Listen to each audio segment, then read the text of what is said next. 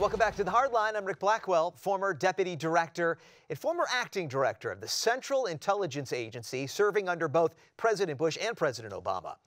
Michael Morell discusses his new book with Ed Berliner, The Great War of Our Time, the CIA's fight against terrorism from al-Qaida to ISIS. I'm deeply concerned about this particular type of extremism that we are fighting today. I'm concerned that the threat remains significant to our country. I think this is going to be a long war, and I really wanted to tell Americans that. The second is, I think the CIA is a kind of misunderstood place. There's a lot of different views out there. One view is kind of a James Bond view of the world, that there isn't a secret we can't find, there isn't a plot we can't stop. That's a myth. You know, there's another view out there that everything we touch falls apart, there isn't anything we can do right. That's a Maxwell Smart view of the world. That myth is wrong. And then the third is that we're a rogue organization, that we operate without the guidance of the White House, without the oversight of the Congress. That's wrong, right? The reality, this is incredibly dedicated, hardworking people trying to protect the country who get most things right, but like any organization, get a couple things wrong.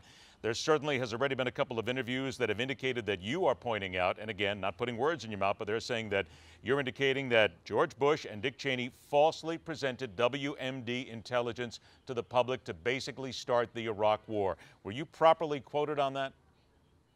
No, I wasn't. You know, in fact, the theme of the book with regard to Iraq weapons of mass destruction is just the opposite.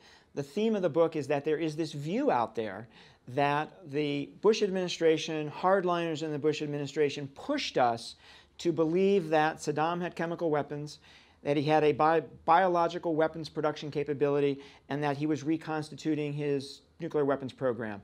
We didn't have to be pushed there, Ed, because we already believed it. And the best way to prove that to you is to tell you that we told President Clinton the same thing before George Bush ever came to office. My perception in walking into the Oval Office every day, my perception was, here was the context, right? 9/11 had just happened. 3,000 people had just been killed. It's his job to protect the American people, and he feels that stronger than anybody else. The CIA and the intelligence community and every intelligence service in the world is telling him that Saddam has weapons of mass destruction. And we're telling him that Saddam has relationships with some international terrorist group, not al-Qaida, different story, but with some international terrorist group. So he's sitting there thinking, as bad as 9/11 was, right? How bad could it have been if Saddam would use those weapons of mass destruction against us, or if Saddam would give those to the terrorist groups that he has supported over the years and they use them against us? That's what I think drove him to war. How has politics, Michael, gotten in the way of fighting terrorism and keeping us from winning battles against killers?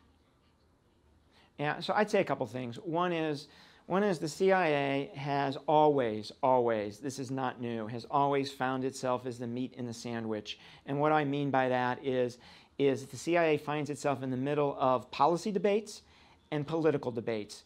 What does being the meat in the sandwich means? It means people take bits of what we say and use it to their advantage, right? We've always found ourselves there, but it has gotten worse, right? Benghazi is a great example of that.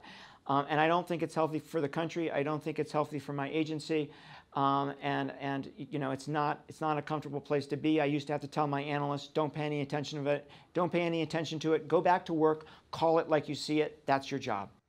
Once again, the book, From ISIS to al-Qaida. That's Michael Morell, the former director of the CIA. We want you to comment on that interview and all the interviews that we do here on Newsmax TV. Also, how do you think we're doing in the fight against terrorism?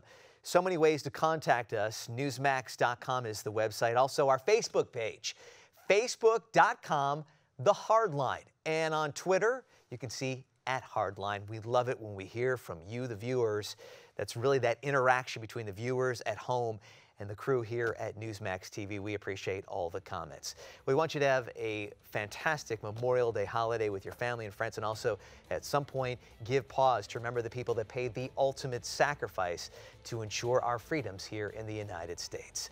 That's going to do it for now. Rick Blackwell in for Ed Berliner right here on The Hardline.